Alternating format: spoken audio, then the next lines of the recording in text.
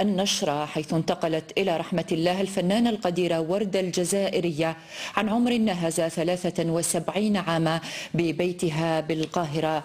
الفنانة فتوكي وردة من مواليد 1939 بباريس صدحت بصوتها وهي في السادسة، وكانت أولى أغانيها نداء الضمير، وغنت أميرة الطرب العربي لكبار الملحنين العرب والجزائريين، وغنت في مواعيد الجزائر الوطنية والتاريخية. بورتري للفقيدة بقلم أحمد سليم أيتوعلي وصوت سكينة محمود علي. وردة فتوكي، هذا الاسم الذي جاء يرادف، وهكذا الوردة المفتوحة. وردة الجزائرية رادفت أيضا الصمام، ربما لأنها جبل ككل الجبال.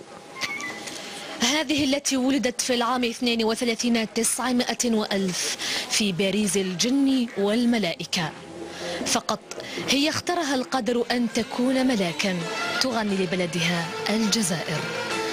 وردة أينعت في ثورة اسمها الجزائر، كما وغنت في النشيد المصري ككل العرب وطن الأكبر، ثم جاءت عائدة إلى إفري في الصمام، حيث رافقها مصطفى التومي وشريف قرطبي، وهي تغني بالصوت الثائر الشجي في وادي الصمام وإفري سجوف الجبال وصدر الرجال. شمعة لن تنطفئ اختارها الرفيق الأعلى اليوم إلى جواره وهي في السن 80.